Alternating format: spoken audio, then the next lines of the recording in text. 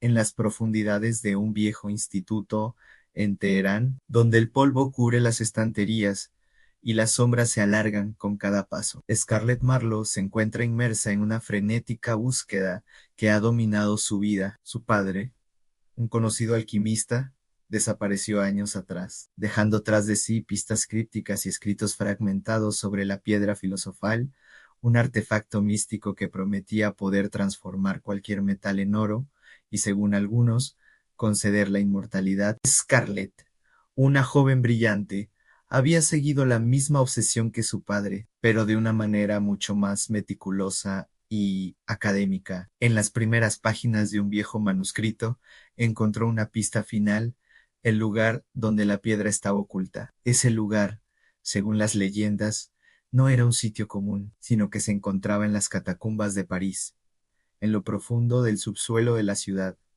donde descansaban los restos de miles de personas. Sin embargo, la pista que había encontrado era más que una simple ubicación geográfica. Se trataba de un símbolo antiguo, una llave encriptada que había sido registrada en los textos de Nicolas Flamel, el alquimista medieval. Flamel, conocido por sus estudios en la alquimia, había dejado una serie de enigmáticas inscripciones sobre cómo acceder al poder de la piedra, y Scarlett creía que él había sido el último en esconderla en las catacumbas de París. Pero la misión era mucho más que encontrar un objeto. Para Scarlett era una forma de reparar su vida, una vida marcada por la pérdida de su padre y por las dudas sobre su propia identidad. Para ayudarla a llevar a cabo esta misión, Scarlett contacta a George, su antiguo compañero y amigo de la infancia. George es un traductor de textos antiguos, un hombre con una mente racional y científica,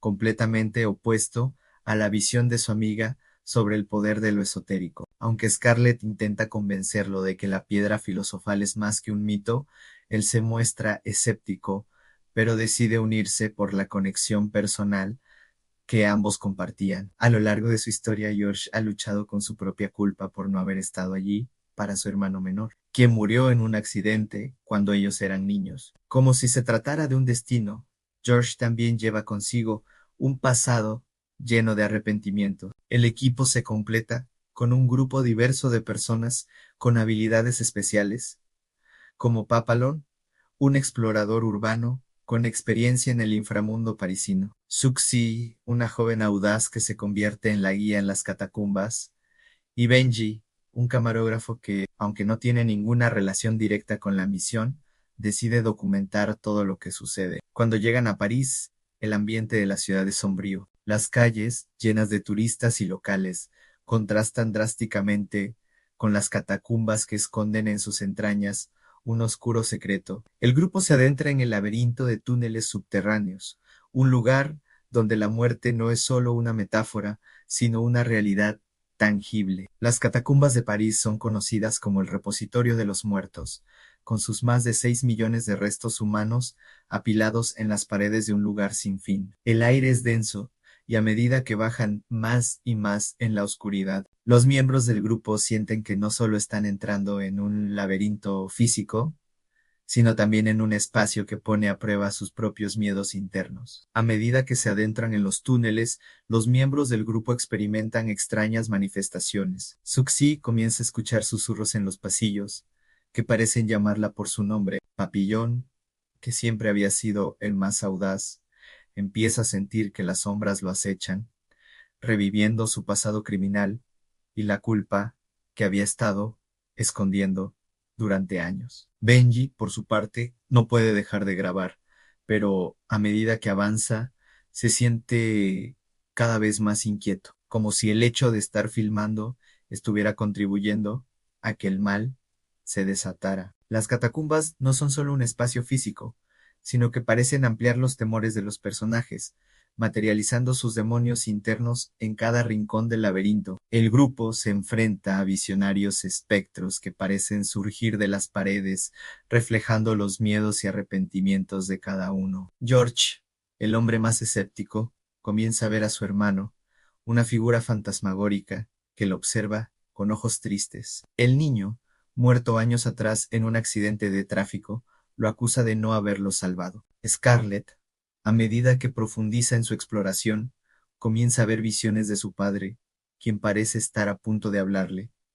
pero él no la abraza como esperaría. En lugar de eso, la mira con reproche, como si la culpase de no haberlo ayudado en sus momentos de desesperación. La culpa es el mayor enemigo de todos, y no hay forma de escapar de ella. Mientras avanzan, el grupo descubre una cámara secreta con la piedra filosofal que, según las escrituras, había sido ocultada por Flamel. Pero en el momento en que Scarlett decide tomarla, las catacumbas empiezan a desmoronarse. El techo se desploma, las paredes se agrietan, y el suelo se abre bajo sus pies. El laberinto de pesadillas comienza a cobrar vida, y los personajes se ven acorralados por las fuerzas que parecen controlar el lugar. A medida que el caos se desata, el grupo es atacado por visiones de sus propios miedos. Papillon es absorbido por el suelo, mientras que Suxy muere al caer en un pozo sin fondo,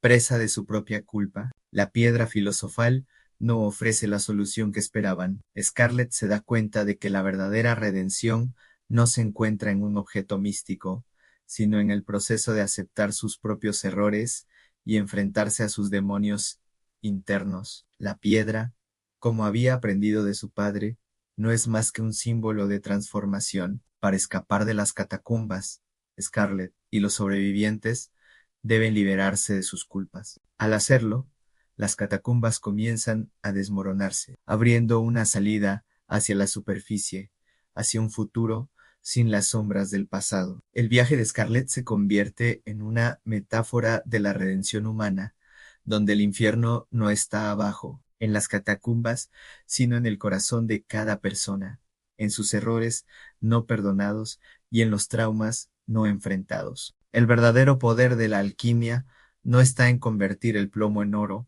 sino en convertir la culpa en luz, el dolor en sabiduría y la oscuridad en esperanza. La piedra filosofal es el conocimiento de uno mismo, y solo al aceptar la imperfección humana puede el ser humano encontrar la salida. El rodaje de esta película fue una de las experiencias más extremas para los actores y el equipo. Las escenas fueron filmadas en las catacumbas reales, lo que les dio a los actores una sensación auténtica de lo que es estar atrapado en un espacio cerrado y lleno de historia, de los huesos de los muertos. Las condiciones extremas de falta de electricidad y de claustrofobia hicieron que muchos de los actores se sintieran realmente desorientados, aumentando la intensidad de sus actuaciones. Los pasajes oscuros, el eco de sus propios pasos y el ambiente opresivo contribuyeron a que la película tuviera una atmósfera inigualable. La crítica fue mixta.